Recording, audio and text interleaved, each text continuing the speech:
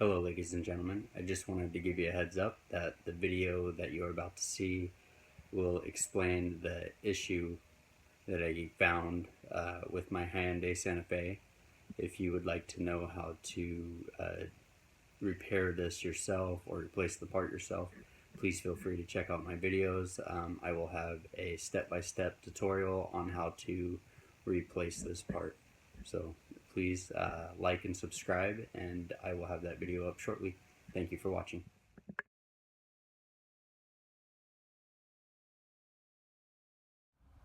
Hello ladies and gentlemen, here is my Hyundai Santa Fe. I recently have done quite a bit of work to this car in hopes to finding a reason to why it was hesitating during acceleration. Sometimes it would just feel like it was just lagging and fighting power all the time. The trouble I had was very similar to like insufficient fuel or misfiring, and I randomly here and there I would get codes thrown out, except none of them were consistent.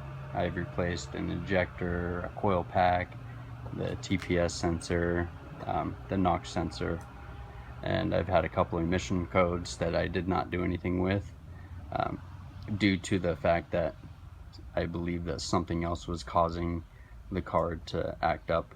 And today I believe I found a confirmed fix, and which I think is a common problem for these vehicles, Hyundais and Kias both in general. I'm sure other makes and models as well, but I came across a faulty crank sensor. So the sensor itself was not faulty. I pulled out a bunch of stuff to access it, but I read up on a forum where somebody came across wires being melted for the crankshaft sensor. So I went ahead and dug into it and started checking everything out and made a tutorial on how to replace this. So my replacement method has to do with not removing the timing belt.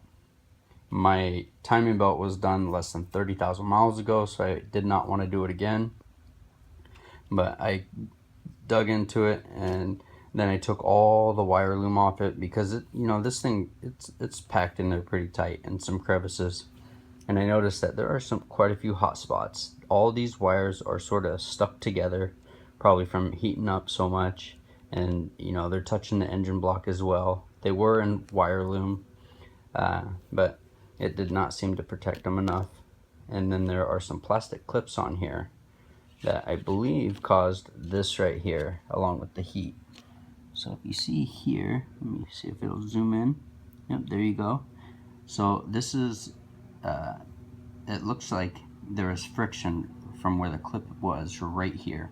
It had loom around it, so you couldn't actually see this visibly until I stripped it all off.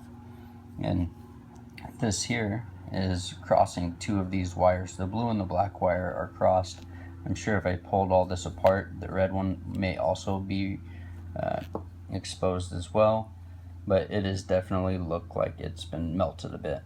So what I did to pull this off was I disconnected the battery and everything, and then I actually cut the wire to pull everything out, because I did not want to remove the timing belt to replace this.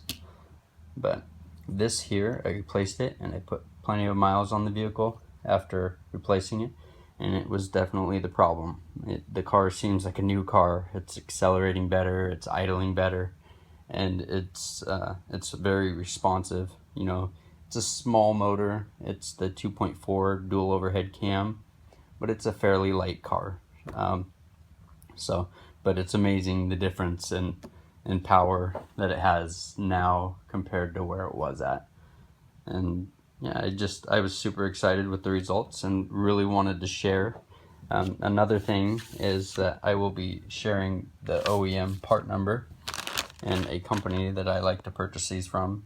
This part is about $75 through the dealer. Here, let me see if I can zoom in there. And I purchased this part, shipping and tax included, for $26.98. And it is an OEM part. So I will post this part in the description and the company that I purchased from. I've purchased several parts from this company, and they get the part to you within 2 days. So they're awesome, and they're actually even out of Michigan, so they do a good job shipping this quickly. So I've ordered about 8 parts from them, and it's been a really good experience, so I highly recommend them. 4Green Auto Parts, and I purchased this off of eBay. I'm sure that they have a website as well. So again, this is the crankshaft sensor, and it was the culprit to all of my problems. The lagging, the surging, the hiccups, the lack in acceleration. It honestly seemed like the fuel pump was going bad, or that there's some sort of starving situation where I wasn't getting enough fuel through the injectors, but in the end, this was the problem. So I wanted to share. Please, pretty please, like and subscribe to my channel if this video is helpful, because I will 100% be posting more helpful videos for this vehicle. And if you have any specific questions or concerns, feel free to comment and I'll answer them quickly. I appreciate you all watching. Have a fantastic day.